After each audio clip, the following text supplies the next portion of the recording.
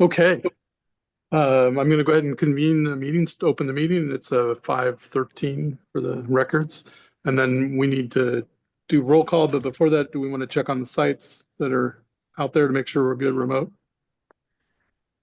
We can do the approval of the agenda, and then we can get to the public or roll call let me do approval, and then get to the public comment. I'll do a roll call. So we'll do a roll call for the board members. Tuan Pham, Miles Jiffy here, our new board member, Dr. Lee, and Michael Hoover, and Geronimo is absent tonight. Okay, and then approval of the agenda. I'll take a motion and a second to approve the agenda for tonight. A motion. Thanks, Tuan. Second. Thanks, Michael. And all in favor, aye? Aye. Aye. No opposed? Okay.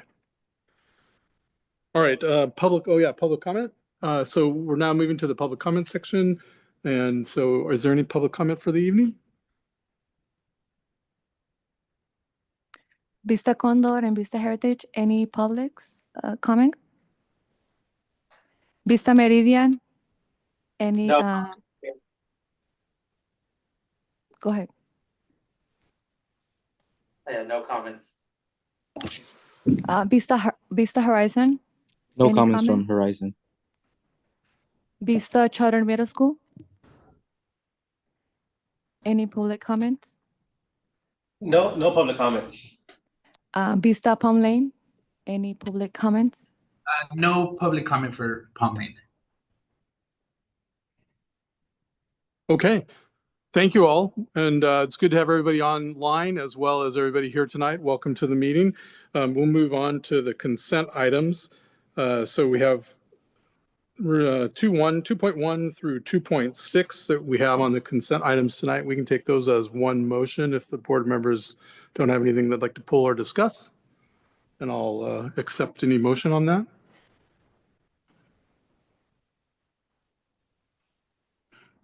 Yeah, motion. Okay, thanks, Michael. Or second. Okay, all in favor? Or I'm sorry, any discussion? There's no discussion really on consent unless we want to pull, so we'll just go ahead and vote. All in favor? Aye. Aye. Opposed? Okay, hearing none, it passes unanimously. We will move on to 3.1 Superintendent's Report. All right, welcome everyone. First and foremost, I would like to extend a warm Vista welcome to our brand new board member, Dr. Lay.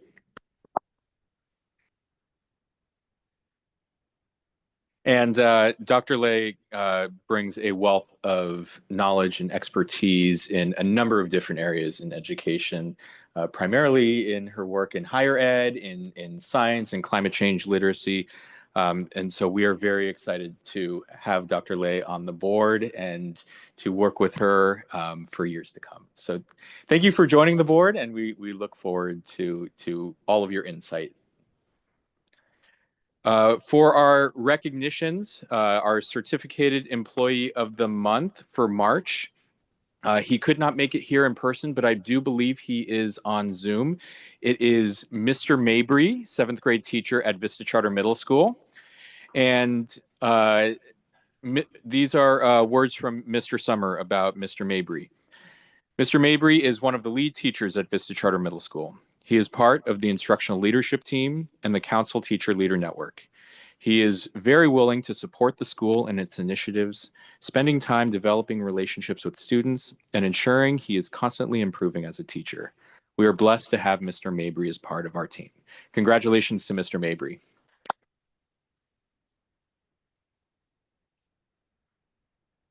And we will make sure that Mr. Mabry gets his certificate as well as his goodie bag. For our Classified Employee of the Month, we are excited to celebrate Miss Adelia Ortiz Ruiz, a cafeteria assistant at Vista Condor. Congratulations. And these are some words from Condor's principal, Miss Alessandro. Adelia puts great pride into her work in the Condor cafeteria. She cares for Condor students as if they were her own children. She makes sure they are not only fed, but happy and ready for a great day of learning. Congratulations.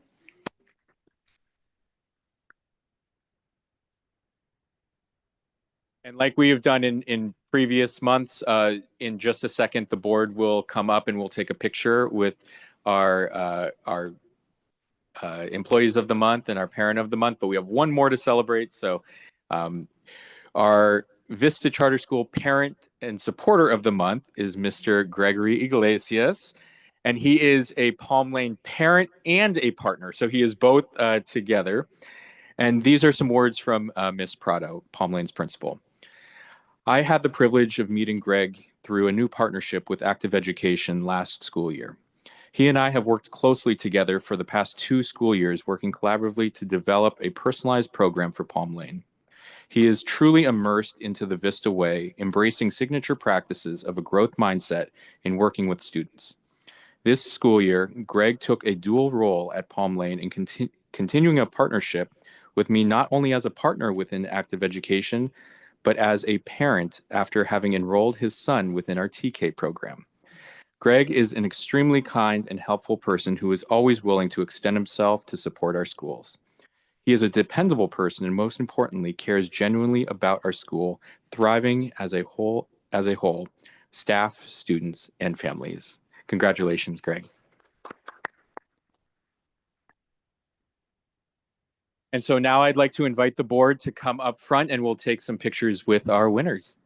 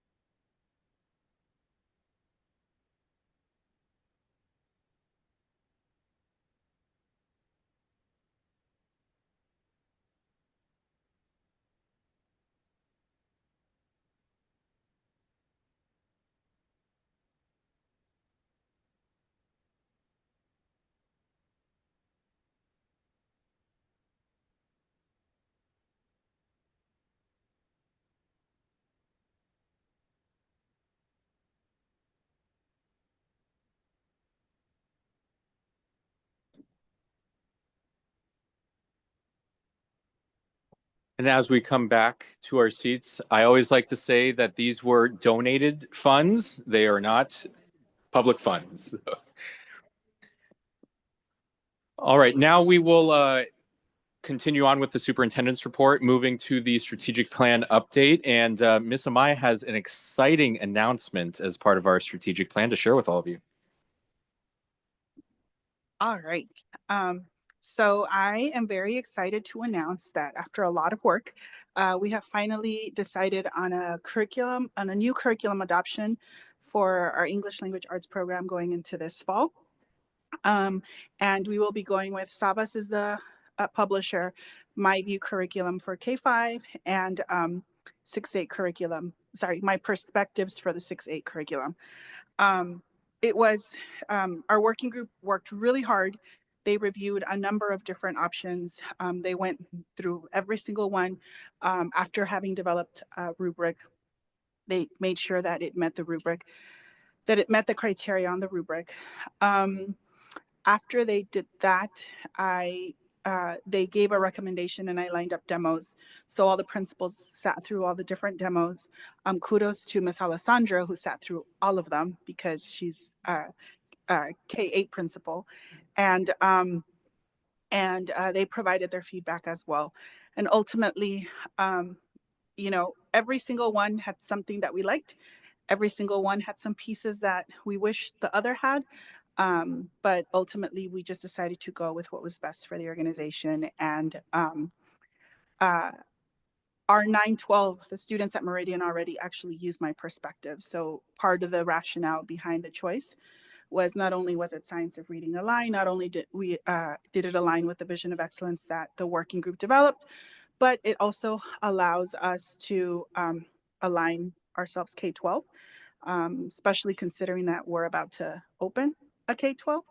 And it really provides that consistency and continuity for all of our students going through Vista schools. So next steps is working with the publisher to secure materials for the upcoming year, secure professional learning for both leaders and teachers, and also working with our school leaders to talk about how we're going to monitor and support our teachers with the implementation. Questions? And I want to thank Miss Amaya for her leadership with the facilitating the working group. She did an amazing job.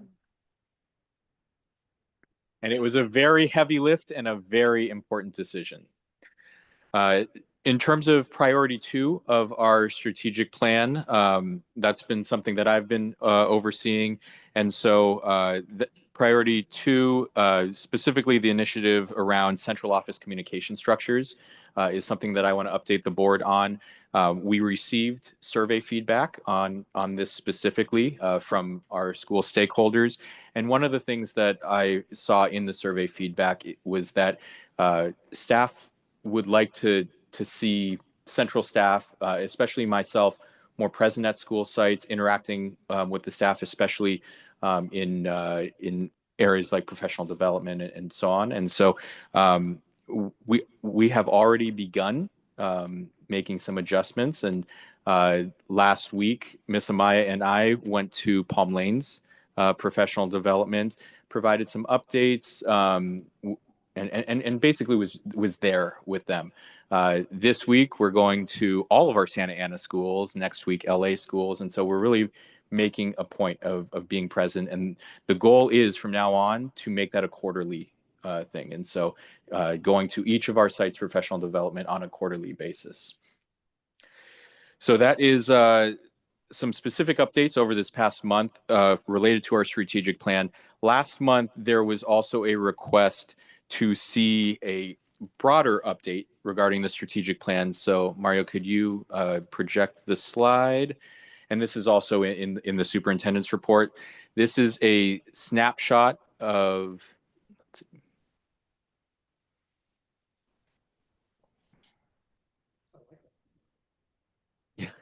Yeah.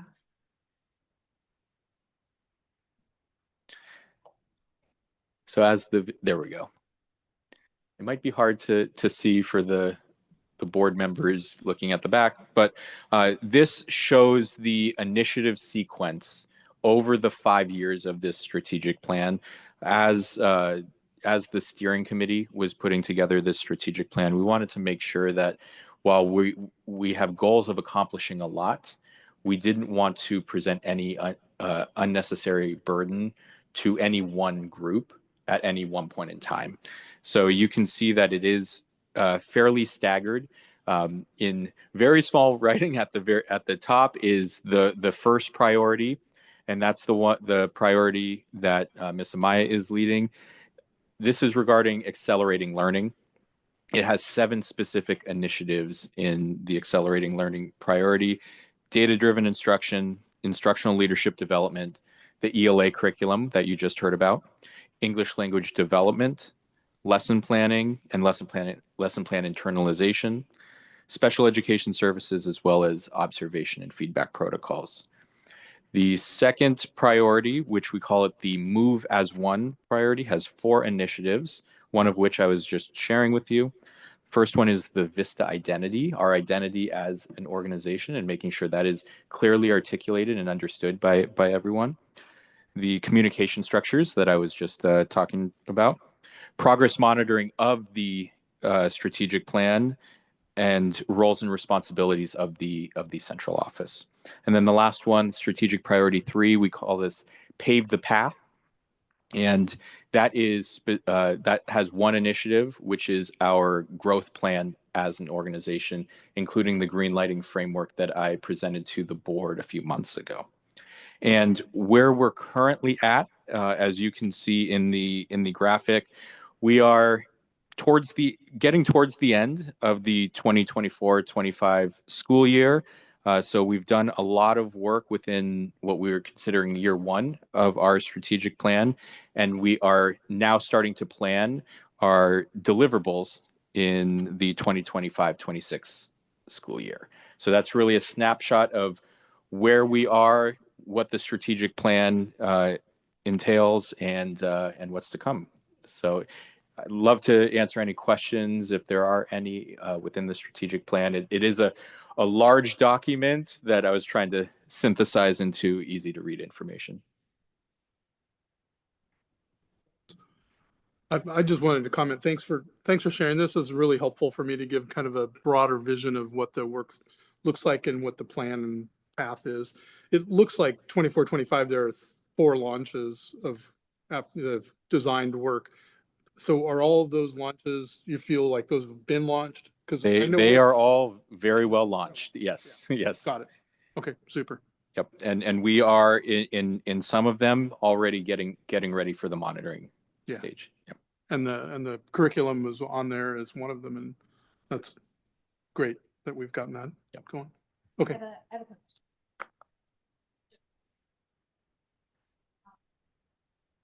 Indicators, I'd be curious to, thank you. I'd be curious to know if there's a way to track for some of these initiatives, if you're well in advance of what you had originally planned. Because right now, if you look at 24-25, 1 says launch, 4 says design, but what if you were able to move into the launch phase sooner than you had planned? It would just help us to kind of gauge that. Yeah, absolutely. And I could provide that update and in detail of like where through the design, launch, monitor trajectory that we are with each current initiative. So I could definitely bring that to the board next month. Okay, one more for you. Yep. How flexible is your strategic plan in the event that you need to meet the moment for, I mean, for example, COVID happened, nobody could, predict that, but where's the wiggle room in that so that we can integrate as needed? There is a lot, and we made sure that we knew that there were going to be things that we could not foresee in the strategic plan process, especially as we get multiple years into the future. And so we've already made a few changes, one in particular being 1.6, the special education services. That initially was supposed to launch this year. We quickly realized we bit off a little more than we could chew with the year 1 work. And so we did push that one back a year because we did see some more urgent priorities that we needed to address. No, that makes sense. And then I think, as you mentioned earlier, sharing the initiatives and their progress as they change in the time that they're changing, as outwardly as possible as you can make that would be helpful, because if parents or students or teachers are curious about, say, that special education initiative and why it hasn't happened yet, it's outwardly facing that it's not ignored, it's that it's still a priority, but it's coming during X amount of time and for this particular reason. Yeah. Absolutely. Thank you. Okay. Hearing no other questions, I'll move on to the next part of this superintendent's report, which is enrollment. Always an important topic, especially at this time in the year. So first, I'm going to share an enrollment update for this current school year, 2024-25, looking at each of our schools and where they're at as we stand today compared to where they were last month. Overall, down 3 students, but again, it's a few students enroll, a few students disenroll every month. One thing that I noticed as I was going through this is almost every school did the exact opposite that they did the previous month. So previous month, if they gained a few students, this month they lost a few students, and vice versa. And so, but you can see the overall pluses and minuses there. what I want to focus on is next school year's enrollment, the 2025 enrollment update. And we do have a graphic that we will share in just a second. But the board has this too. There it is. So this shows every single school on the left column. It as of this weekend, the number of newly enrolled students for the next school year, and that number in green is the difference from last month to this month. So you can see the increase that each school had. Some of the increases are pretty incredible. The middle column shows if we open school today, between new students as well as the returning students, not including grades that will be graduating and matriculating, that would be today's enrollment. And then on the right-hand side, you can see the enrollment targets that we have set for each school. And so I'm happy to say that, especially given those green numbers, we're making significant progress. We would always love to be further along, but all of our schools, all of our principals know these targets inside and out. And we are continuing to work with our school teams to make sure that we get there earlier rather than later. When I speak with our principals, many of them say, I will have a much less stressful summer if I can get to my enrollment targets in June before I get to go off for my summer break. That's not always the case, but it's a good goal to have. So I do want to note that this does not include students that are graduating from one feeder school going into the next Vista school.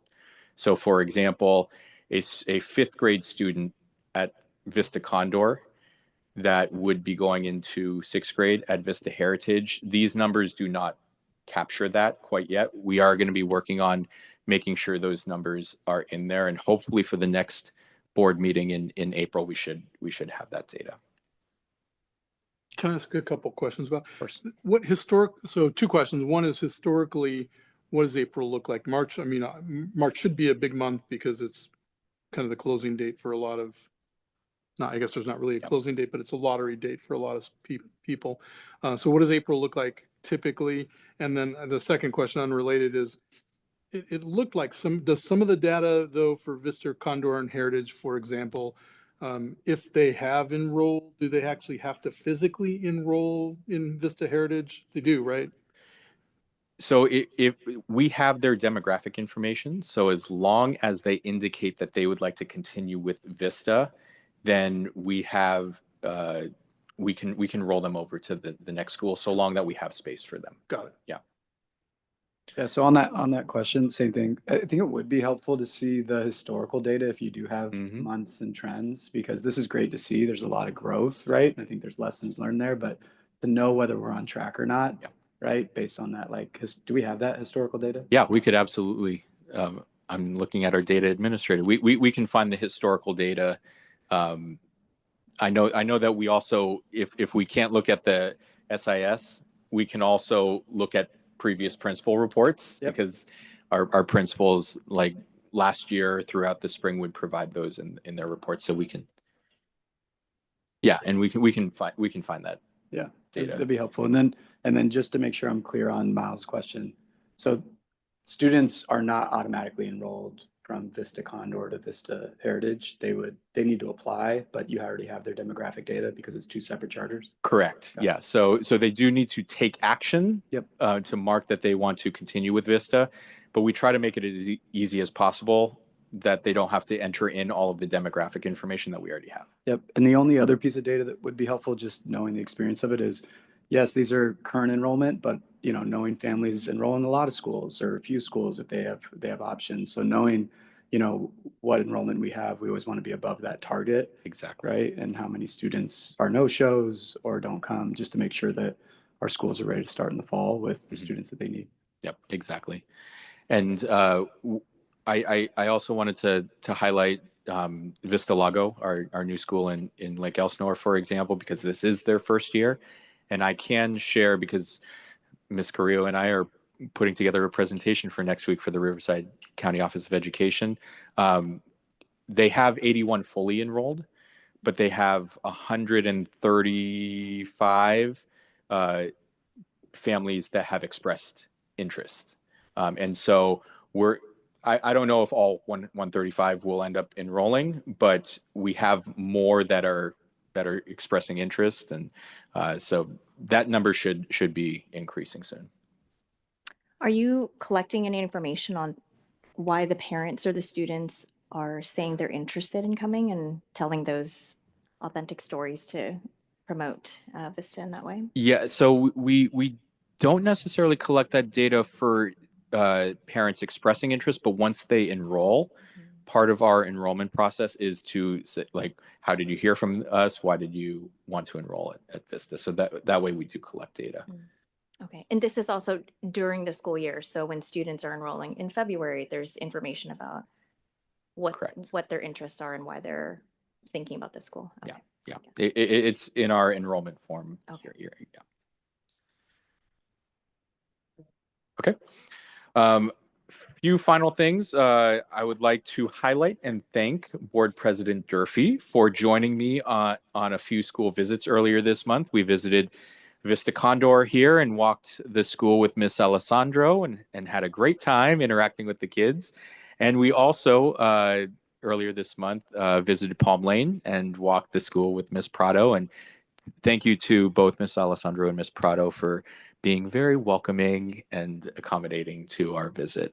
And I think both visits were great. And the reason why we visited those two schools first was because those are the two schools that are going up for renewal next year. And Yeah, Board President Durfee, I don't know if you want to share anything from your visit. Yeah, I was going to wait till my board comments, okay. but I can do it now. And thank you for hosting me. I know the focus is on the students and on the instruction, and that's where it should be. So I feel like I'm always a little out of step trying to take time away from your busy schedules. But it was great to see, the schools. The Spider Lab stands out as one of the things that I saw at Vista Condor Heritage. And then, I think the instruction and watching how people are tracking on the iLead and how that's being implemented was really important for me to see as I'm coming up to speed more on the iLead framework. And then many of you are probably watching March Madness, and I am as well, but my real focus is on the Palm Lane Global March Madness attendance battle, which is heating up, I might say. So if you haven't seen the principal's report and the information that the Principal Prado puts out, take a look because it's close. The attendance is tricky, but they're having a really good battle, and I think it's been fun to watch that implement and as kind of a unique way to try to keep the need for attendance for learning and for just enrollment purposes to be at the forefront at the school. So anyway, thank you for those visits, and I look forward to visiting a number of the other schools in the next couple of months before the end of the school year. So thanks. Yeah, thank you. And the invitation is open to all board members if and when you are available. Would love to walk any of our sites with you. Few final things. We have another exciting announcement about some after-school tutoring and that Miss Amaya was able to secure. So I'm going to hand it over to Miss Amaya to share that. Yeah, really excited. So after sharing the data with you the past two board meetings, Colin and I were just kind of brainstorming, like, what are we going to do about, just our kids and finding ways to support them. And we were thinking about after school tutoring and really leveraging that. And doing research, looking for a number of different programs, I came across Step Up. They have a partnership with LAUSD currently, and currently they offer free tutoring for any student, 2nd grade to 6th grade in any school in California. They receive their funding from philanthropies, and that's how they're able to do it. So we partnered up with them. I've communicated to the principals and to the intervention coordinators at the school and to the community schools coordinators as well. the goal is that they start to share the information with families, get families to sign up. It is free. It does have to be in their homes. And it's either in math or language arts. It is one-on-one tutoring, so students build a relationship with that tutor and as well as the family. They do a number of things to engage the family and partner with the family as well. And once the students sign up, it creates a dashboard for Vista, so we'll be able to follow who signed up, who's attending, how many times. They ask for a commitment of 2 times per week for 45 minutes each session. So it's pretty significant high dosage tutoring in math and ELA. So we'll see how it goes, and we're hoping to get our kids on very soon. I meet with them this week to go over the dashboard, and then yeah, we'll see where that takes us. All right, thank you, Ms. Amaya. And the last thing that I'd like to share as part of the superintendent's report, just like I started with a warm welcome to Vista, I'm going to end with a warm welcome to our new Vista Charter Middle School assistant principal, Ms. Rachel Kuima. And Ms. Kuima has been a teacher, climate and culture coordinator, instructional coach, dean of scholars, assistant principal, and an interim principal prior to becoming assistant principal with Vista. And we have, I know Mr. Summer will always remind me, we've had 2 of his assistant principals been tapped to become principals at Vista. So he's got a very good track record with his assistant principals.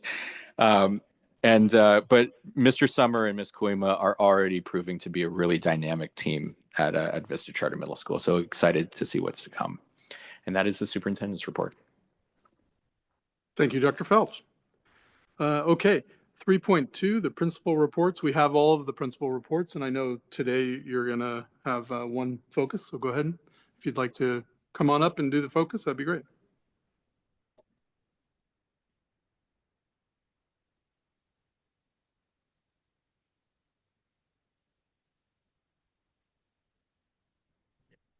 Right. Good evening. I have not met all of you personally, but my name is Dan Summer. I'm the principal of Vista Charter Middle School, and yes, I do have a new principal, so please, or assistant principal, so don't take this one too soon. So I'm here today to kind of talk about Vista Charter Middle School, and I'm very excited. Every single month, I'm always kind of hoping that Colin's going to say, "Hey Dan, can you present?" It hasn't been since like August. So I'm very excited to be back here. We have a lot of great things that are going on at Vista, and it's fun to highlight. And the thing I want to point out are these things are not my things. These things are a team. These things are the individuals that we have at our building that are allowed to rise and grow and develop and be themselves. So one of the things we say at Vista is we're a team. It's the family, it's the community, and it's the staff. So today I'm going to highlight some of those things. And the way I'm going to do it is I'm going to talk about our LCAP. So our LCAP, the first one is all students have access to an instructional program that promotes engagement through rigor and relevance. A push that we have this year is relevance. We've been talking about rigor all year. Want to make sure that we're holding students at a high level. But I don't know about you guys, but I don't remember anything I did in middle school. It wasn't very, even no matter how hard the education was, unless we did something and had some experience, that's what I remember. So we're really making this push to make sure the students are doing something, not just learning. Learning is important, but having memories is really important, especially in middle school. So some of the things that we've been doing, our 8th grade have been doing an argumentative essay. That's their ELA topic. And what they've been doing is doing debates. So they didn't just do debates against each other, they did debates against our staff. And what made this a lot of fun is staff got really into it. Staff is sitting there working with the kids. They would do pull out with some of the kids who have more struggles in class, and they would work on it together. So it's not like, hey, just do this. It's we're doing this together. So it's building relationships and then presenting. And then when on the day of it, they changed the whole set out of the room. We had a microphone, we had speakers, we had a panel of judges from the different staff. And it was a really good opportunity for the students to take their learning and actually share it with their staff. And it was really, or the students. And it was fun to watch the students in the audience. They're all quiet, they're all watching. And when we vote, they get really excited and they cheer. And it's a lot of fun. So that's pretty cool. And then 6th and 7th grade, they've been trying to do something. So they've been trying to get their lead tutors to kind of teach and run the class. And this idea was not my idea. It's like, hey, teachers, get them to do this. One of the things we do for PD is we have our contents come together and talk about ways that they can improve student engagement. This kind of came up. One teacher was always doing it. And so teachers went and observed him and say, hey, I can do this. And so now we've been doing it in 6th, 7th, and 8th grade. And now we're also looking to get our 8th graders to go tutor the 7th graders, the 7th graders tutor 6th graders. And we're also going to have some 6th graders go up to 7th grade because we have some pretty smart 6th graders. So we're very excited about that. Goal 2 is we providing a learning environment and resources that are equitable for all subgroups. So we have a huge need at Vista Charter Middle School, and that's around our English learners. It's a huge percentage of our population. 72% of our 8th graders are or were ELs at one point, and 81% of our 7th graders are or were ELs. So we have a lot of emphasis on this. So one of our TAs in particular, she realized that after school on Fridays, she said, hey, can I stay after one day and just kind of like work with this small group of students? I'm like, that's a great idea. So we started doing this with some ELs. And then we started talking like, how do we get all the TAs to do this? So we started something called Focus Fridays. And on Focus Fridays, we have a very specific focus group of students that we bring in. Now, we also let the parents know that this is mandatory. If they don't come, then they can't be part of it. So attendance has been very good for it. And then they work with the teachers. They plan lessons to make sure that they understand what the students need to know. And so they don't just reteach the same thing over and over. They need to understand what they're doing. So we've had some great success with that as well. And we're very excited.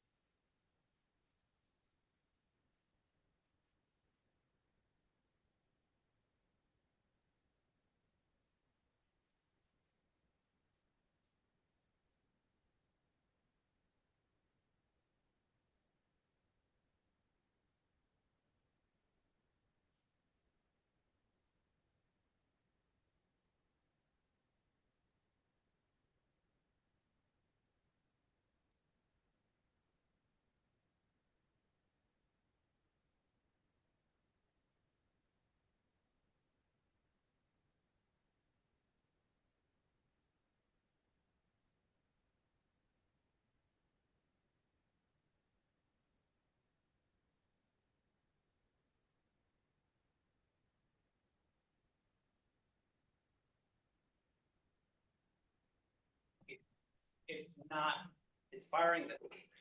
So we need to make sure that we are focusing on that, but making sure teachers are aligning their purpose to it. So that was kind of led by Mr. Mabry and our new assistant principal, Ms. Koima. After that, we've been talking data useful. We can look at graphs all day and say, hey, our students are learning, or they're not learning.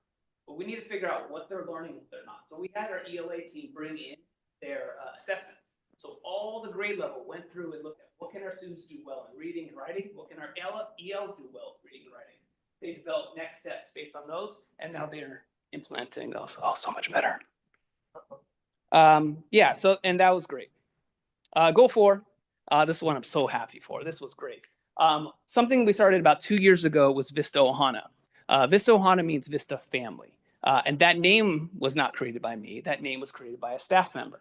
And it's taken on a life of its own. This is the second one of these we've done this year.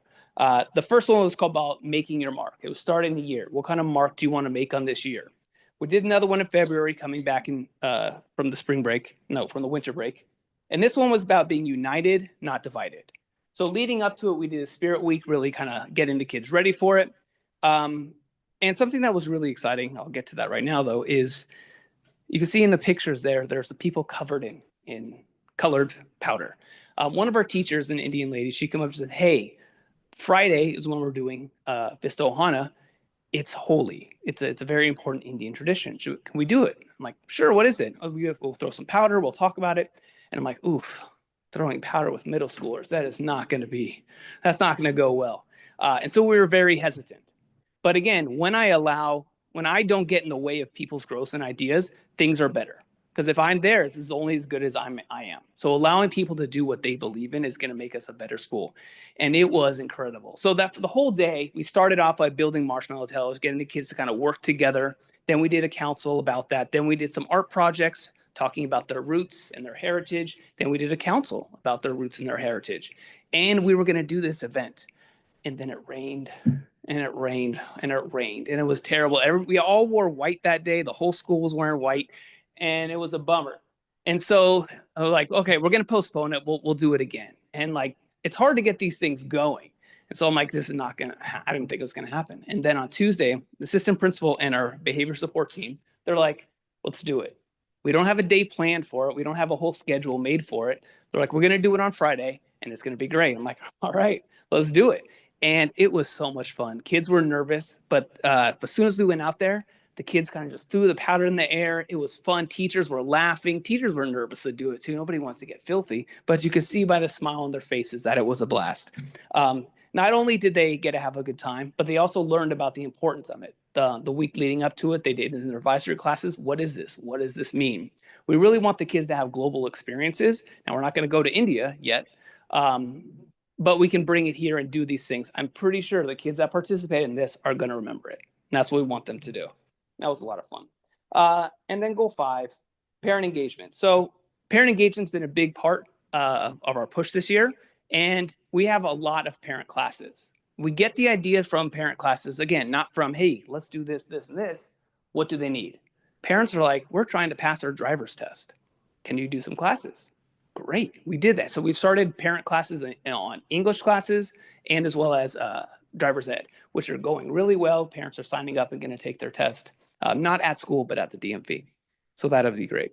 And then the staff spotlight I want to kind of highlight. These are our behavior support team, Victor Gonzalez and Giovanni Navarrete. Several years ago, we started the behavior support team, really trying to bolster like the culture at our school. And these two young men really kind of spearheaded that. Again, I could have taken on and do everything, but when I give it away, it grows and it's a lot more deep and rooted. One thing in particular that they do well, not just Vista Ohana, but it's about teaching students how to talk. I remember several years ago as a principal, we had a fight in middle school. Those do happen.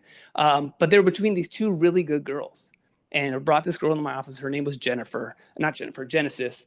And she's crying. She's like, Mr. Summer, I'm so sorry. I didn't want to fight. I just don't know how to talk when I'm angry. And when she said that, I'm like, of course they don't know how to talk. They're middle schoolers. We need to teach them. So from that was born this idea of the behavior support team. We're going to bring people together and teach them to talk, not talk at them, but asking them questions, guiding them through this and having them do it with each other, really building that restorative approach. Every single day now, we're having these restorative circles. A lot less fights, a lot less issues. We even do them with students and teachers. We want to make sure that we're having this. And again, this is led by our staff.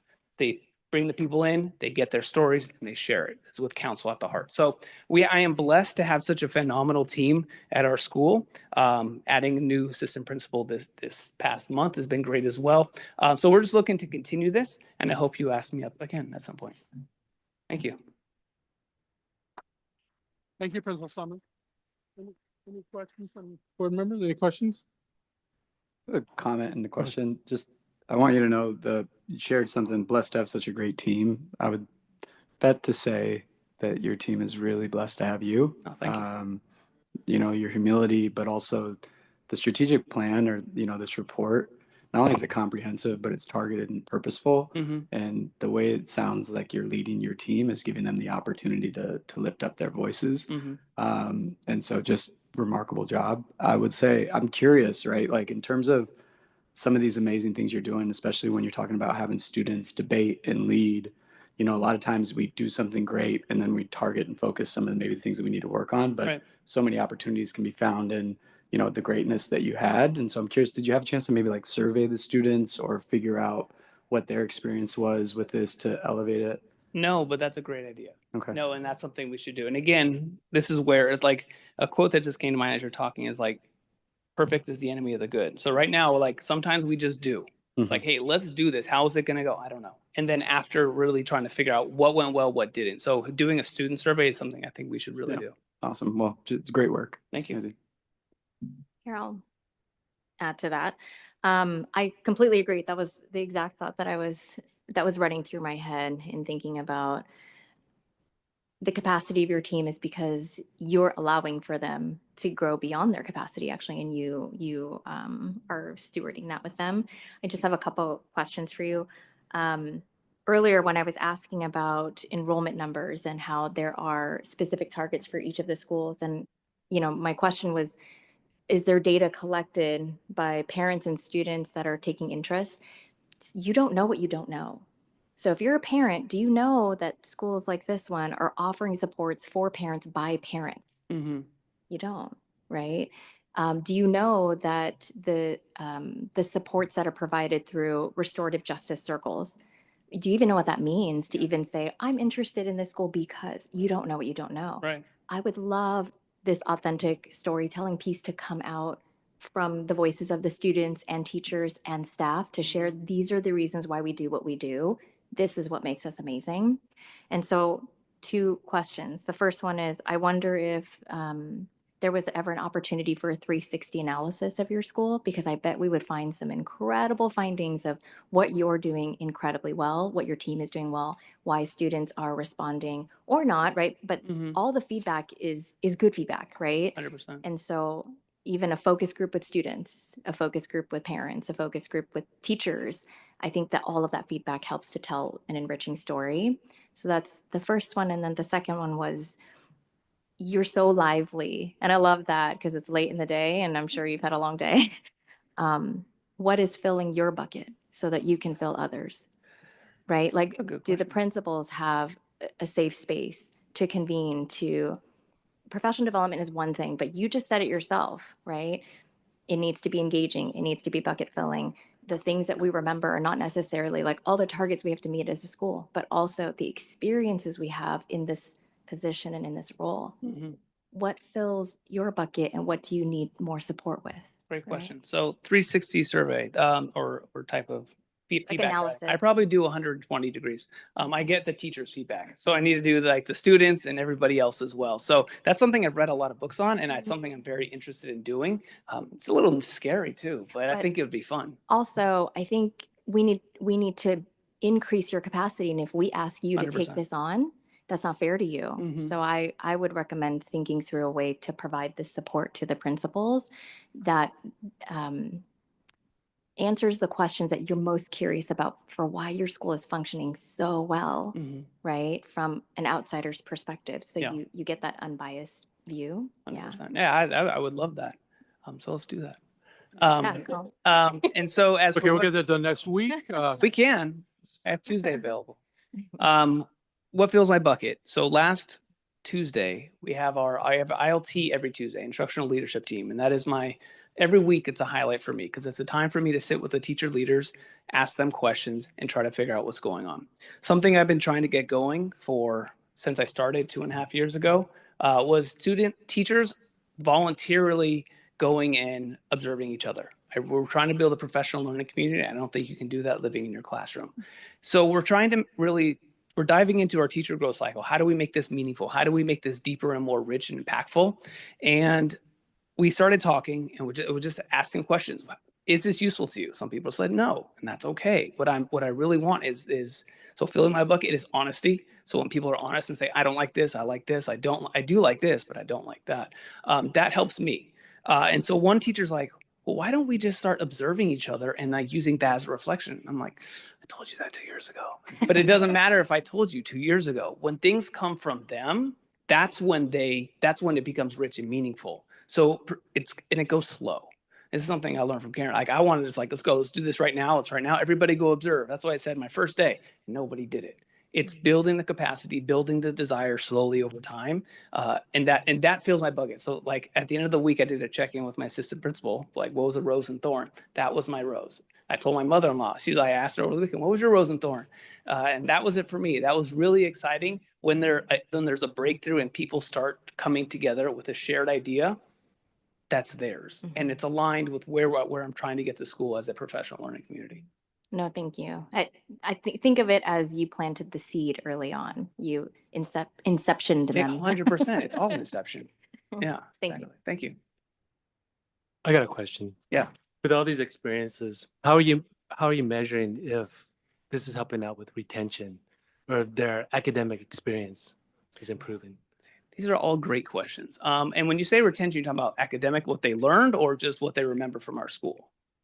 Or like retention, like just coming back, Oh, like they want to stay with the school. oh, the staff or students? Students. Students, yeah. Well, we don't have a lot of students leave. And so what we have, I'll tell the story. So we have the student, his name, I'm not gonna say, I don't know if I can say his name. Can I say kids' names? Okay, yeah, Nathaniel. His name's Nathaniel. And it's a student who's in foster care, is going through a really hard time. He ended up getting in a fight. I know we have fights in middle school. I'm sorry. But he got in a fight and he came to my office. He's like, Mister, please don't kick me out. I love being here. I feel safe. I feel connected. He didn't want to go home. Like this kid, he has times at home where he doesn't get to sleep. So sometimes we let him take a nap in the office because this kid is tired. And so providing these opportunities and understanding what the kids need, they tell us, I want to be here. Kids don't want to leave. We have a kid, the mom came to me today. They're leaving they bought a house in Palmdale. She's like, can he do online school? He wants to still be here and be connected with the school. Like, we don't have online school. So parents are telling this, kids are telling us this. There is a strong sense of it. Now, it's not perfect, and we're going to continually work on and grow. It is middle school. But there's a lot of really good things that we see. Another thing is when we see growth in students. So we had a girl this year, her name was Janice. Beginning of the year, man, fire starter. Every day she was involved in some drama, some cheese everywhere. On Friday, we're doing home visits. And when our behavior team was like, we got to visit her grandma. This girl has not been in an issue since like October. And it was like 6th grade and then part of 7th grade. But again, it's through having conversations and really developing those relationships and not punishing kids and saying, you're terrible, you're horrible, what's wrong with you? It's like, hey, let's work on this and be better. But yeah, we should do more surveys. I think that's a good idea. All right. Well, thank you very much for the Thank you. report. Just a couple quick comment. To tag on to what our new fabulous board member was saying, I've heard twice storytelling, and I think sometimes it's hard. It's our job as board members. One of our jobs is to really tell the stories, and the way that we get those stories is from you all. And so I know the principals, you guys are working so hard, but please think about the storytelling, because it's those connections with students that you have every day. That's what fills our buckets, is hearing those stories, because we can't be there every single day. So thanks for sharing those stories with us, but keep sharing them and find ways where we can use those. And then the other comment is on retention. You know, I think you made a great point, right? Like, I might think that you have 50, 60, some amount of students that are leaving every year, right? And so that's not true. And we need to celebrate that as a way to talk about the mission and vision and how you're implementing it, because the best indicator is people not leaving is a great indicator of what's happening at the school. So, and then the last comment, I think I saw 78 people at Vista Lago at a parent meeting or a meeting. Is that what I saw? 85. I went under. I read lower, but that's pretty incredible. I mean, I've seen a lot of parent meetings and recruitment type meetings, and 85's if I had gotten 85 in some of the advocacy meetings I had ran, we would have changed the world. So congratulations.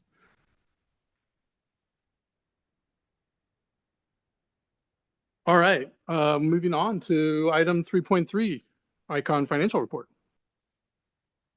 Good evening, board members. Staff, hopefully you guys can hear me. Okay, great. So, sorry I couldn't be there in person today. I ended up catching my daughter's cold and woke up still congested today. And it's hard to follow that presentation with numbers, but I'm gonna do it. So today I'm gonna cover 2 items. First is the Orange County School second interim summaries for what was submitted, as it is one of your action items, and then looking at your February 2025 financials. We'll start off with Vista Heritage. The first thing we looked at was ADA through February. So the ADA has come down a little bit, but not significantly for Heritage. At the first interim, we submitted 345.73. At second, just about half a ADA point under. So that is a small decrease to LCFF. However, they had some increases in other areas. First is they received their summer ESSER, but that's offset by summer ESSER expenses. So that's kind of a wash. We did find some additional areas to utilize ELOP. So that was increased. And then the SPED funding update from El Dorado we included, which is also a slight increase. In local revenues, they had source refunds, a bond repayment for costs on the central office, and then we did include the new CMO rent that's revenue that's going to come in as a shared cost with the other Vista schools. So overall revenues went up over $200,000, so it was helpful. On the expenditure side, we did have some increases. The certificated increases you see here are for additional ELOP hours for certificated staff. For non-certificated staff, this is both the new transportation coordinator that's being shared, as well as bringing in a new office manager for the back half of the year. And based off of those updates, some additional employee benefits. Books and supplies is pretty much flat, although there were some increases in uncapitalized equipment and furniture, but that got offset as we moved a portion that was in the 4,000 series to the 5,000 series to cover some athletic fees. On the 5,000 series, we have that offset for the summer ESSER funds, and then additional attuned services. And then we increased capital outlay to align with the trend prior to P2. But the good news is overall, although the net income looks as a negative number, we are utilizing a lot of restricted funds, that the unrestricted net income went up since the first interim from 73,000 to 147,000. Next is Vista Condor. This is the toughest school for Vista this year. The ADA struggles continued with an additional 5 ADA points lower than what we had it at first interim. So that is a pretty healthy bite into your LCFF of almost $73,000. Small increases in Title I apportionment, about 2,000. We also looked for those additional ALOP funds, expenditures we can find, so we were able to do that by 37. And then their portion of the CMO rent from the other schools, about 27.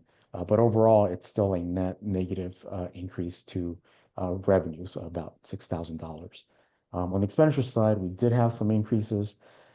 Their share of the new transport coordinator, so their RSP became the assistant principal over at Heritage. So they are utilizing some more SPED vendor coverage. So we moved some of those funds from certificated salaries down to the 5,000 series.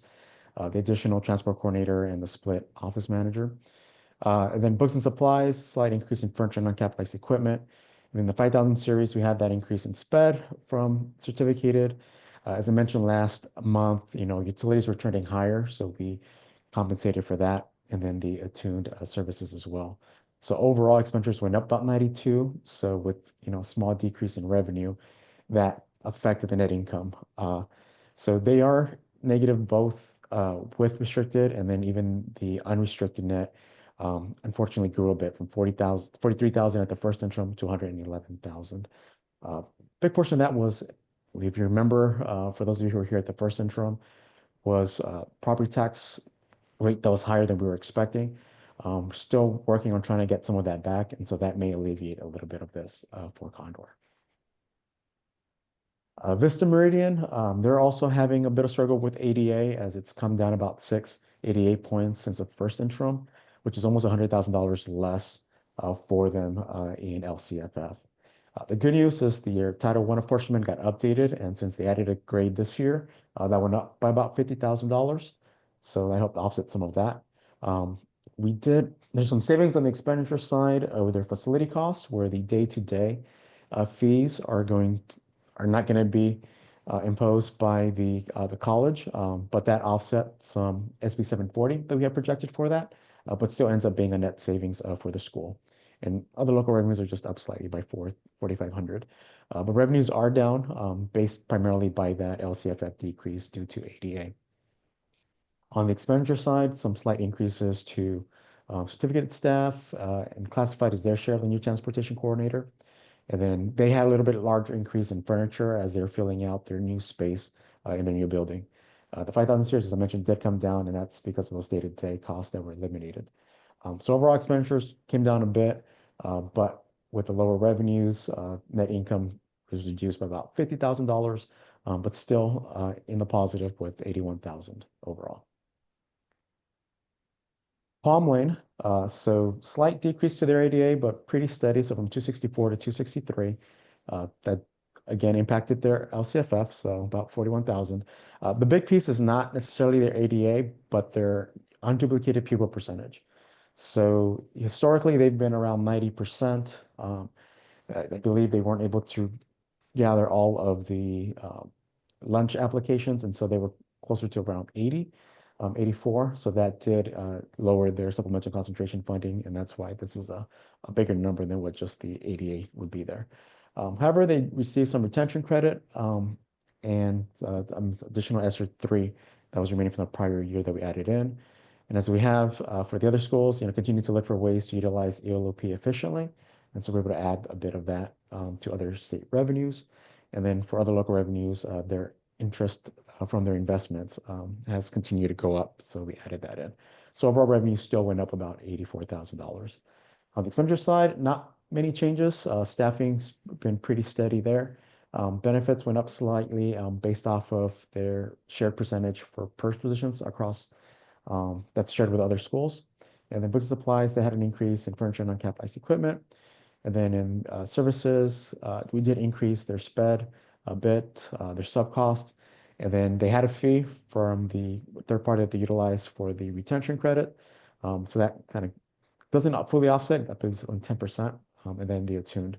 So overall expenditures went up 76, but net income went up an additional 7,000 overall. But with the utilization of the different restricted funds, their net unrestricted net income went up about $28,000 since the first intro, from 131 to 159.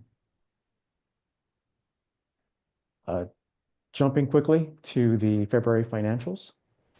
So starting with the middle school, on track, aside from the 4,000 series, which has been above pretty much all year. But again, that's the big computer purchase and curriculum that we did earlier on in the year. That delta between where they should be at this point and where it's at continues to close. But overall, their expenditures are on track, so they're trending correctly. Their balance sheet, as usual, is pretty healthy. So total cash at the end of February was just under 7 million. Assets of just over 15. Liabilities are just under 7. So their equity is $8.2 million. Heritage on track across the board.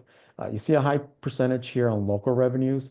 That's their K-12 payment for K-12 SWP. Two things there. One, it should be under other state revenues, so that's going to be moved over. And then that's also going to get utilized across multiple fiscal years, but the large payment has come in. But overall, as I mentioned, Heritage is on track with their expenditures. Their balance sheet, so cash at the end of February was just under 2 million. Assets include their facilities, so about 26.3. Liabilities includes their bonds, so 24.7. So equity about just $1.6 million. Vista Condor, so generally on track. The 5,000 series is just above, as well as capital outlay. That's driven by a couple of areas that had some upfront costs, dues and memberships. So that delta should be closing, but we'll keep an eye on that as we move forward. And then their balance sheet, they had cash of 3.4 million at the end of February, assets of just under 24 million, liabilities of 21, so equity of 2.6 or 2.7. Horizon, steady.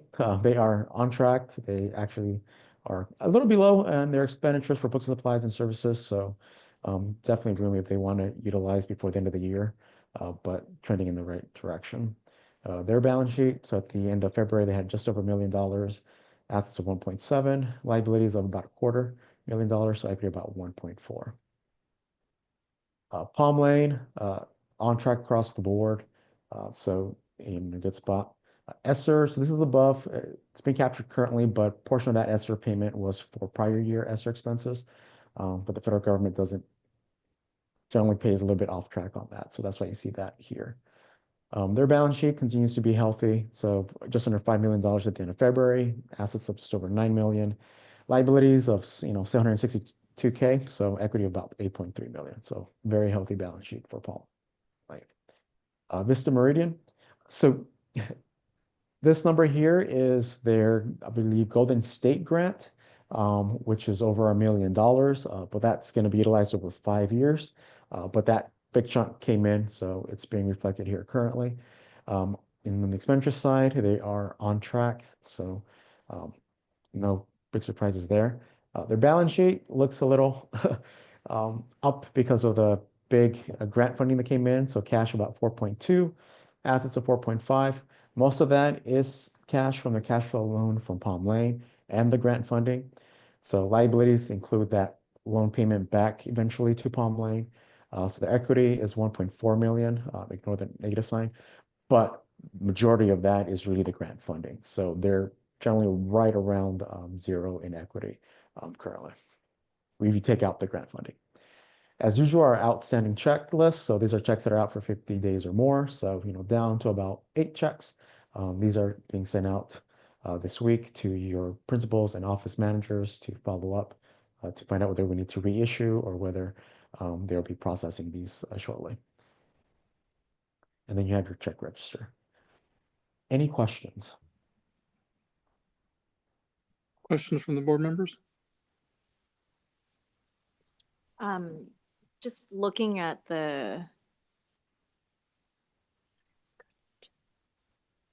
there's a line in there for federal funding, and given all the background noise, I can't help but wonder, you talked about the strategic plan earlier, and I was asking how flexible it was. This fiscal year is coming to an end pretty soon. So what are the plans in the event that federal funding or state funding is impacting the school districts moving into the next fiscal year? We are monitoring that very closely. And we obviously have to be flexible. If we are impacted, we're not going to be the only ones that are impacted. But we do have a large population of low-income Title I students and we receive a relatively large amount of Title I funds. We have a significant population of students with special needs and receive funds as well from the IDEA. So we and also the National School Lunch Program and the lunch reimbursement. So we're definitely monitoring that closely. We have to be flexible, but there's also a point of necessity. Our students have needs, and we need to make sure we address those needs. And so all I can say right now is we're monitoring closely and definitely hoping for the best, but need to be prepared for the worst. And I don't want to push on this, but I do think it's essential that and I would imagine that you would bring your school leaders together on this and have community meetings and listening sessions, but there should be some priority list in place in the event that the funding is cut overnight. I say this because I lead an organization and we lost our EPA grant on Friday evening. It's about $500,000 in one night. And so you don't want to be in a position where you are all of a sudden having to make huge decisions that impact families urgently, rather than being a little bit more proactive and having these conversations early. We don't want any of them to happen, but at least conversations can be had with school leaders, parents, students, teachers of, hey, worst case scenario, if we need to cut back on, shave off of, or push to this part of the strategic plan to this later date and time because we're anticipating this grant, what have you, to fill in.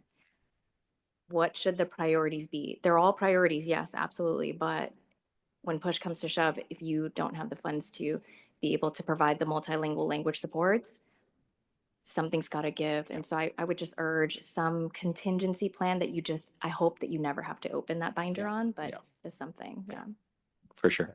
If I can add to that, so the good news is that the majority of title funds have come in already. So if there were to be an impact, it would be for next year.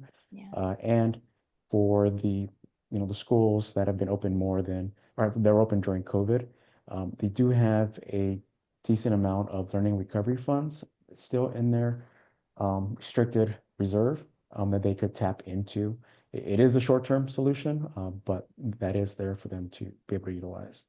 And Arturo, what's the overall percentage of federal funding's about? Like, it's generally in a school district, it's about 7% of the funds that come in. So for Vista, is it in that 7 to 10% range? Because our percentage is probably a little higher because they move a little bit more. Yeah, probably closer to 10%. And your biggest buckets is Title I. which are generally used to fund, some teacher assistant positions, which learning recovery would definitely cover. And then the next biggest buckets are, your SPED and nutrition. California has, said that they will continue to, meet the difference to be able to provide, meals for all students. So that should offset anything to the lunch program. And then, SPED is about 10 to 15% of what you're getting from the state as well. Great, thank you. Any follow-up or Michael, did you have something? Okay, thank you, Arturo, for that. And I know we're coming back to you in a couple minutes for the second interims, but we'll come back to you. I do have one question, I'm sorry, before we close that out. From a budget setting process for next year, what's the cycle? I haven't been through the cycle with you all. What's the timeline look like for the sites rolling up to the board? So April, we start working with the board principal over the school principals to iron out, staffing updates for next year, getting closer on what looks as, reasonable enrollment projections. So we'll have a draft, hopefully in April. If not, you definitely get the first round in May, and then the final budget will come back to you in June. Yeah, because it looks like one of the challenges, I think, is the over optimism about your ADA, and there's a desire to do that in organizations because you need that money to actually run the programs you'd like to run. And so it would be good for us to keep looking really hard at our ADA projections, because it'd be a really great problem to have, to over deliver on the ADA in a way that gave you additional money in the middle of the year rather than kind of chasing the dog's tail. So I hope we're thinking a little bit more about that. And by ADA, you mean attendance? Yeah. Right. Yeah. Attendance. Sorry. Yeah, The- and attendance goal has is- been, it's been a new normal that we're trying to figure out post-COVID. And so we're hoping that attendance rates get closer to where they were, but it really hasn't shifted since over the past few years since we've returned from the pandemic. Although there are new attendance recovery initiatives that the state is implementing next year that we are starting to discuss how we'll be able to take advantage of those. And as a follow-up to that, because I think it's a really good point, in terms of when we talk about attendance intervention, attendance outreach, is that left up to the schools currently, or is there a district process intervention system that we're supporting with?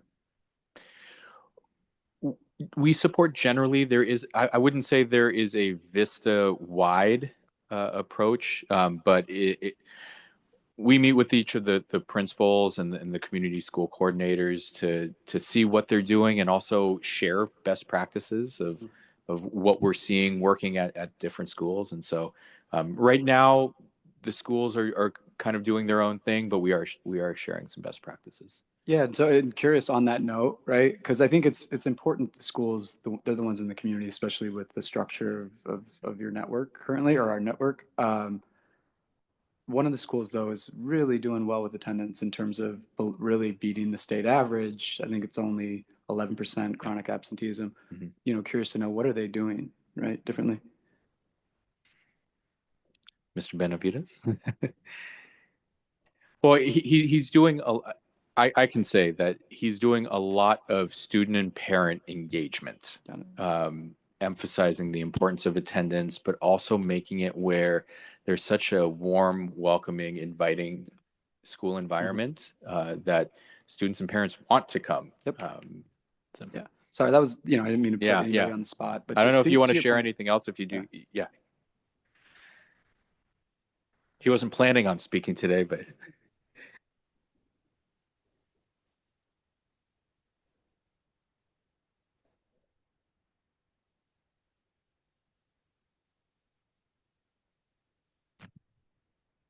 All right, at Vista Horizon, one of the things I do on Sunday, I send a phone call to families. I said the importance of attendance. Perfect attendance means more money. we need the money to provide all the resources students need on a regular basis. So every Sunday, I give a phone call. I put highlights of the week to families so they can see all the work and program that we provide at Vista Horizon. And also every day in the morning, we put music in the drop-off area with the community school coordinator. We give a high five to the students. They come happy. At the end of the day, we also put music. We say high five, see you tomorrow. So they come happy, they go home happy. So I think that make a difference with attendance. Yeah. Yeah. So it's the phone call, what we do on a regular basis, and inform families the importance of attendance. And I think that's helping attendance at Vista Horizon. And those phone calls, I just want to say they go a long way. We don't talk, Colin and I don't talk to families as often as the principals do, but that's the one thing that they always tell me about Horizon, that they love hearing from their principal every weekend, that they feel like it gears them up for the week, and that I don't think Mr. Benavides actually calls on Sunday. I think he schedules the call on Sunday, but I get a lot of like, he works so hard. He even takes the time to call us every Sunday. So those are just the things I hear from his families when I'm there. That is very strategic. Do we have attendance as part of our strategic planning? There isn't a specific attendance initiative, but attendance is part of the mission measures because it is on the California School Dashboard. So how do we work on improving attendance? Well, again, learning from best practices and working with our staff to make sure that we are working cohesively to do things like what Mr. Benavides just highlighted. So I guess the plan is, are we going to adopt That is something that we can do. Absolutely. I think all of our principals have the ability to make those phone calls, and since that is something that's working at Vista Horizon, seeing to replicate that amongst all of our schools. It's a good idea. It's an opportunity for us to replicate that. Absolutely. Right. And then and take that benefit and just improve it to all the school systems. Yeah. Yeah. And then I just wanted to add to that. It seems to me that each one of the schools has an identity that's very clear, and it's driven by school leaders, the teachers, and the students. So when you start to adopt things from one school and you share them widely, you kind of lose that special identity of that school. So I would just recommend, I think you need a 360 as well. But from there, then we take it to the school leaders to ask, like, what are the components of what's working and how can we make it our own? Because I think I love that idea of, this is our Ohana. But then we start saying that about every school, then the kids are going to think, well, what's the difference, right? And why go here versus over there? So I think having that unique identity is still essential, but there are components of what you're doing that other school leaders can attach to. It might not be exactly what you had in mind, but there are methodologies, I think, that can work across the schools that keep their identity. So I would just caution to say, like, every school should do X, Y, Z. But best practices we can learn from and then make our own, right?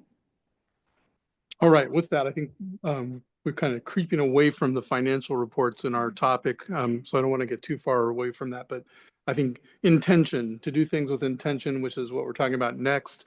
And so we'll move to 3.4, which is the discussion of the creation of a home office account, which I think talks a little bit about kind of tangentially what we were just talking about. Yeah, absolutely. So continuing this discussion that we started a few months ago and have continued every board meeting since. So the goal is to begin to move towards a home office account where centralized expenditures can come out of, mainly for accounting and efficiency purposes. As we have grown from 1 to 2 to now 7 schools, it has become overly complicated to try to multi-fund expenditures out of 7 different schools. And so The plan is for the next fiscal year, July 1st, to have a home centralized account that we can then have positions and central expenditures and contracts out of. I'm working very closely with not only legal, but also with ICON as our back office to make sure that we are ready for that. And so the update here last month, and for Dr. Lay to get caught up to speed, I checked in with each of our authorizers, with LAUSD, Orange County Department of Education, Riverside County Office of Education, and the Anaheim Elementary School District, to let them know that this was our plan. We don't necessarily need their approval, but we want to make sure that we give them notice ahead of time, and also to see if they have any advice, suggestions, questions. And it was good to check in, because some of them had clarifications that they wanted to understand what this was for, what this was, and what this wasn't.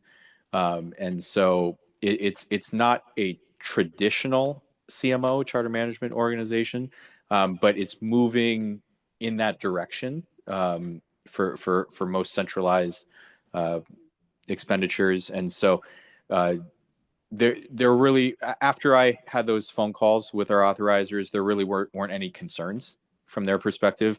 Most of the authorizers have plenty of other charters that they work with that have similar structures.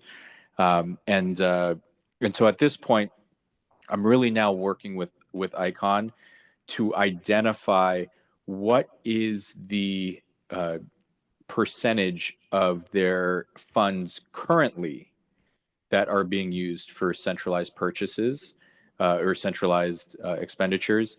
So that way we can make sure that as we move in that direction for the next school year, that we are not overly imposing a financial burden on any particular school. And so that's really the goal right now. I wish I don't have that percentage for you right now, but we're working on getting that, kind of scouring each of the school's budgets to calculate that percentage. But the goal is to be able to have that, and then at a subsequent board meeting, we will need to bring an action item to the board to then approve the opening of a new account. Essentially, it's just like any other new bank account that we would have to open. And so that would be the case. And then ICON would be able to do the back end preparations to make sure that we're ready to go effective July 1st. And so I'd like to open it. If there are any clarifications, questions on this process, would like to open it to the board. And I know this is for some of you, this is nothing new, but want to keep you all updated. Okay, not seeing any questions, but I'm just, again, the comment that we've talked about this a couple of times now. I'm super, I think it's super appropriate that we're talking about it a couple of times, and the more the merrier to talk about it, be very transparent about it. But, you know, I'm personally feel that this is a good move for the organization to allow for us to capture some of the economies of scales that are happening at some of the sites in a way that's helpful, while keeping the unique identity that we were talking about just a minute ago. So thank you for continuing on that note. All right. This is that fabulous moment of the meeting where we transfer from discussion items to action items. And so we'll be moving through the 4-point sections of 4 action, the items we have in front of us tonight. And I'll need a motion on the items and a second so that we can go into discussion. So the first one is 4.1, travel costs associated with conference attendance not to exceed 5,000, 2025 California Community Schools Empower Summit in Fresno, California. And I will look for a motion. Tuan motion. Thanks, Tuan. Second. Thanks, Michael. Okay, calling Dr. Felch, anything you'd like to say before we discuss? This is for the state community schools conference or summit in June, and for our community schools teams from each of our schools to attend that summit. And it would be using community school grant funds to attend this conference. Great. Yeah, To please. clarify, is that? Sorry, that 5,000, is that for the whole team or is that per person? It is for the whole team. Okay, thank you. Okay, any other questions? All right, I will call for the vote. No other discussion? All in favor? Aye. Aye. Opposed? Okay, hearing none, that passes unanimously. All right, 4.2, this is the VCPS Personnel Handbook. This looks to be a minor change to the handbook, and I'll take a motion. Motion. And did I just Actually, say that wrong? I think we're going to table Yeah. this one, or the Oh, we are. recommendation is to table it. Move to table. Yeah. Oh, I didn't see that part. Sorry, thank you. Yeah. Okay, Move move to to table? Yeah. Okay, second? Okay, Second. all in favor? Aye. Aye. I'll bring it back in Okay. April. That has been tabled. Thank you very much.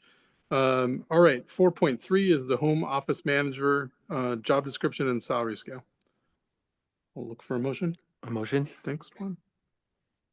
Thank you, Dr. Lee. Okay, call Dr. Felch. Yeah, so this is a position that as we grow centrally that we have found is necessary. And so to ease some of the burden off of the business and HR manager, this person would really oversee all accounts payable and accounts receivable for all schools, really oversee and support all of our office managers, support with a lot of the home office operations, including a lot of the board meeting documentation and follow-up and so on. Questions? In the org structure, where does this person fall? Yeah. I need to share my draft of an org chart with you. So this person falls, and I'm putting this in what is going to be the org chart instead of our current org chart. This would fall under our director of operations, essentially. Okay, other questions? Yeah, no, I just comment and question, because I did notice to support with enrollment, right, and attendance guidance. Just on that note, what thoughts what does that look like to you? So a lot of this is with our office managers. Yep. And so making sure that the enrollment process is efficient. We have noticed that there have been in the past some bumps along the way and some inefficiencies and inconsistencies between the schools when it comes to enrollment and enrollment management of our schools. Thanks. And then one more. What bucket of funding is this coming from? So this is it is going to be general. However, we currently and somebody mentioned, it was Arturo in the financial report mentioned that we have an office manager centrally right now. The office manager position is meant to be a school site position. So this is really creating much of the same work, but it's more of a centralized position than what was meant to be a school site position. So it still will be general funded, but if you think of what's being funded currently, and it's essentially the same thing. Thank you. And is it important for this person to have academic institution experience? It is, yes. Because I don't see that on the job description. It's important. It's important for everyone to have some experience. But in terms of this, because it is still more of a classified clerical role, it's not as essential because it's more on the operational side than the instructional side. However, if you ask that question for anybody, I would still say yes. But I would say that this person is still going to be doing more of the operational enrollment management, working with office managers and that kind of stuff, more than instruction. Okay.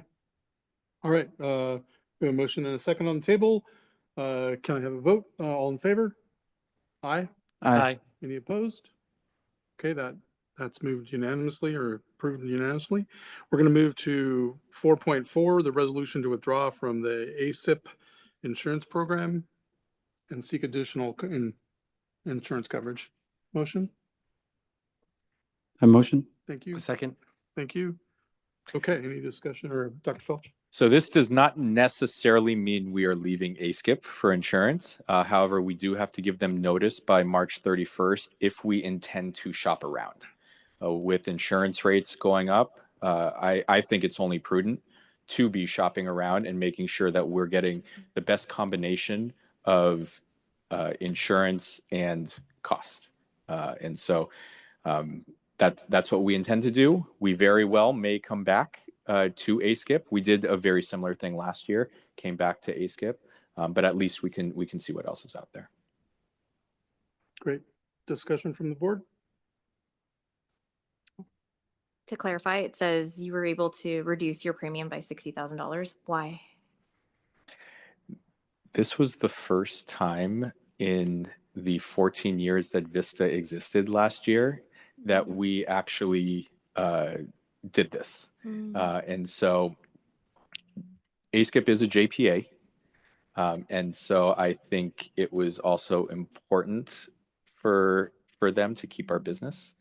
And so that I think they tried to make sure that we would stay with them. Okay. Hopefully they come around again. I agree. I don't know if we have that expectation this time, but we'll see. We'll hope. Okay, so any other questions? Okay, all in favor? Aye. Opposed? Okay, that carries unanimously. Moving now to 4.5, the CTIG grant MOU between Vista Heritage and Vista Meridian. I'll take a motion. Thank you, Tuan. Second. Thank you, Michael. Okay, anything? Yeah, this is an MOU between two of our schools that applied together for this CTIG CTE grant as a consortium.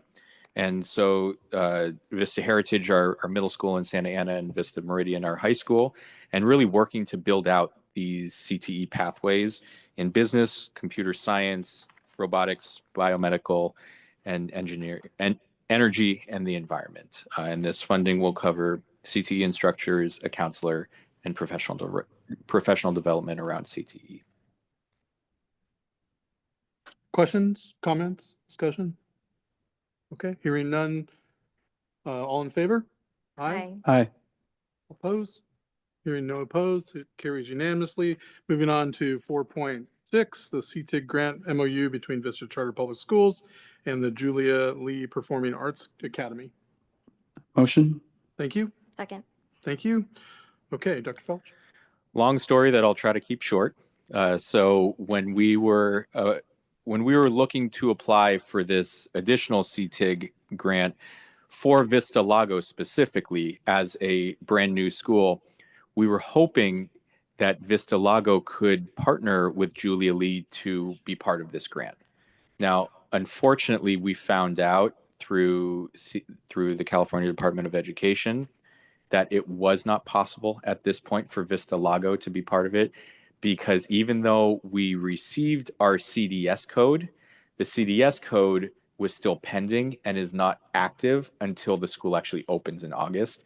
And we needed an active CDS code to be able to apply for the grant.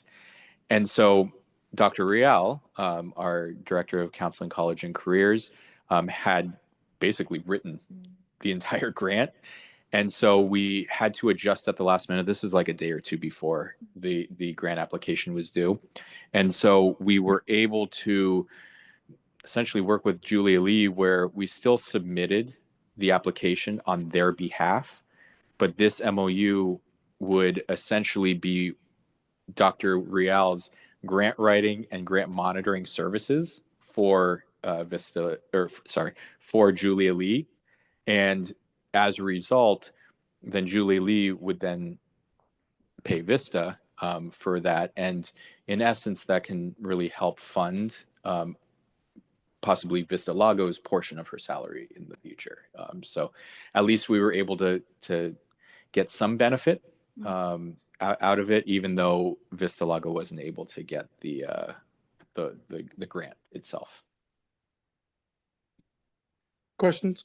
To Freedom, how long is this grant and how long will that funding come in for? It's a two-year grant. 2-year grant. And for the CTIG grant, if he's currently listed on one of the current grants in the next cycle, does that mean you guys are barred from applying until the grant is done? Or can you? Awesome. We can apply as long as we have matching funds, which we will have plenty of matching funds too. Okay, amazing. Thank you. Other questions? Just comment, I'm super excited that we did that. Thank you for all your work on that. And the fact that we're helping Julia Lee anyway is, we're coming into the Riverside community. And I think it shows a real spirit of working together as part of the community to make the community better in Riverside. So thanks for your effort on that. I know it didn't necessarily work out perfectly the way we would have liked it to get the funding for our school, but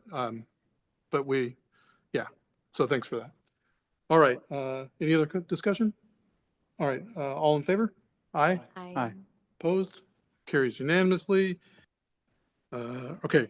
4.7 is the ratification of the 2024-25 second interim budgets for the Orange County schools. I'll take a motion. This is a ratification. Motion. Okay. I'll take Tuan and then Michael Second. for the second. Thank you. And I don't think I don't know if we need any further discussion. We had Arturo's, but anything you want to say, Colin? Anything you want to? I'll just make a quick comment. Some of you, it might have stuck out, just like with me, that Vista Condor's bottom line is not where we would like it to be. This is not a surprise. It is a combination of a number of things, including enrollment and attendance, but also a few things that Ms. Alessandro and I have already been discussing, and we'll be making sure that are fixed moving forward.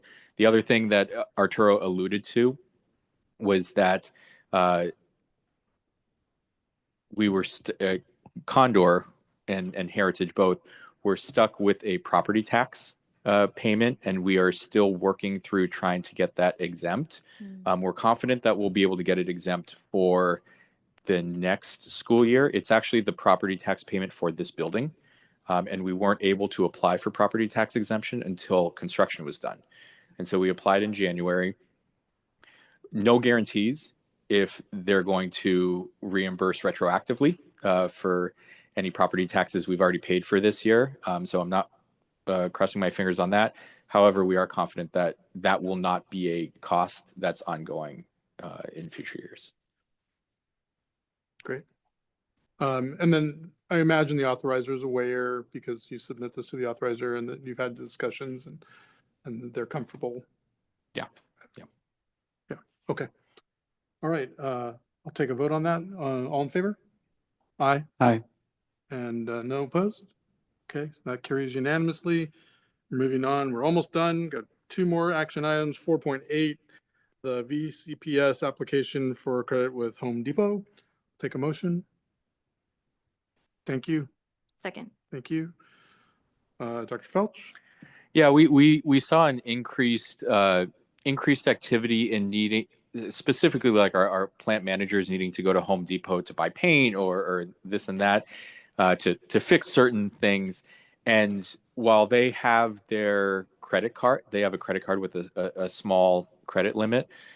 We found that it would be more efficient to centralize this process and have a credit account with net 30 terms, where we could go and purchase something and get invoiced instead of having to have individuals go with their credit cards for that, and because they also need to ask for approval beforehand and things like that. So it became more efficient and frankly probably even a safer process. Questions, comments? So do you have an approval process? We do. Yeah. Okay, and that's documented? That is very well documented, yeah, in our fiscal policies. Mm-hmm. Great. Anything else? All right. All in favor? Aye. Aye. Opposed? Okay. And here.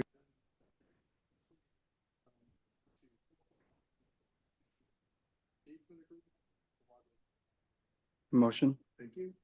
Second. Okay.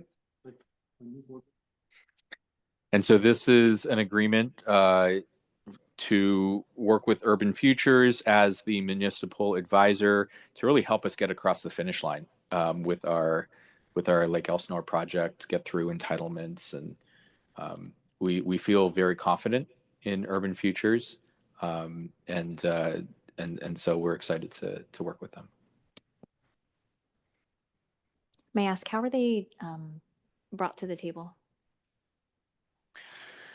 So when and if Alyssa's here, feel free to jump up because she's been working closely with them. So we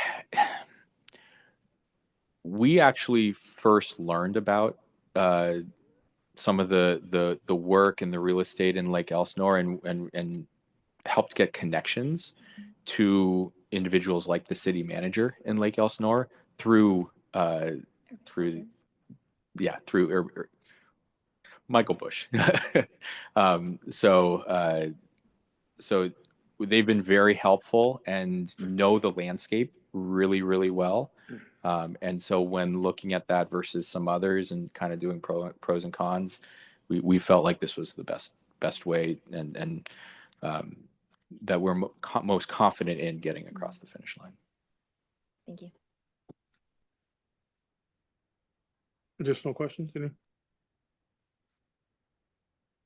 Okay, I'll take a vote on it. All in favor? Aye. Okay, and no opposed, so that carries unanimously, and that gets us through our action items. Thank you very much, board members. And then we have board comments. We'll be going into a closed session after this, and for those of you who would like to stay and verify that we're going to come back out of closed session, we will be back after closed session, so feel free to stick around and we can turn the music on, do high fives like the attendance thing. Maybe that will keep our attendance getting better. But we'll move to board comments. So any board comments from board members? I'd like to welcome our new board member. Really grateful you're here. Super targeted questions. I know that it's tough coming in late, but your presence is very welcome, right, to the board. And to the school leaders here, I think it's just, we talked a lot about attendance, and you come up and you present all these amazing things, and then we like try to push, right? But the one recommendation I would have is to continue to tell the story, because, you know, I know that we're working, what we were just talking about in terms of supporting attendance in ADA. You guys are doing incredible things. The more that we can share those things and really figure out how to tell your story, right, the better we're going to serve the students in the community. So thank you so much for your work, and appreciate all the work that you do to share what's happening in your schools.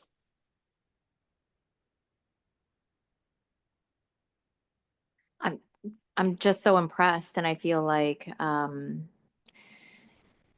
truthfully, outwardly, I think our communities and our families probably care less about the data as much as we do, and how we know the intention of caring about that data is so that we can improve the schools. So I think to combat that, you do need authentic storytelling pieces. You need support for your administrators, not in a way that adds more to their plate either, but just highlighting what is already going well, I think is a winning solution here. So I'm excited to see what emerges after this. Yeah. On anything? Yeah, I just want to say thank you for everybody, and just echo like it's the great stories, but to me, I want to see like the best practices, right, get shared amongst all the schools. You can customize it so that the school has a unique story, but the best practices, I think there's a lot of great leaders here. They all have great ideas, right? And the most important thing is just to share it. Yeah, and I also want to welcome our new board member. Thank you for joining us. We're really excited to have your additional input to the board. I want to also say I read, in reading the principal's reports, I picked up and remembered that this is March and it's the end of March, and I can sense like the weight is heavy on a lot of people in the room and a lot of people at the sites because it's the grind. And so thank you for that. We know that that's happening. We know, my observation when I'm out at the sites is that people really, they're working hard. They're working as hard as they can, and they care a lot. And maybe some days you feel like you're not doing as much as you'd like to do, but you're doing a lot. So thank you for the effort that everybody's putting into that. And I know that, spring break's coming. And so that'll give you time to re-energize. And we're into testing and then the end of the school year. And we'll have wrapped another, you all will have done a great job of wrapping another great year of influencing the future of our society. So, so thank you for all that. And we look forward to hearing more about those stories and being the vehicle to share that with the community, one of the vehicles to share that with the community. So keep sharing that with us and keep inviting us to your events. I don't want to miss the opportunity to stay on camera because they can't see the spring showcase is coming on Friday, April 4th. I can't read that far away anymore, 5 to 6:30 p.m. at the Santa Ana College. So, for the entire community, if you want to see a great spring showcase, Vista Meridian will be out there doing that show. So please, if anybody is viewing us, take a look at that and join in on that. And with that, as long as you have nothing else, I will move to close this portion of the meeting and move to closed session. And then thank you all for being here, and we'll be back to finish with closed session announcements.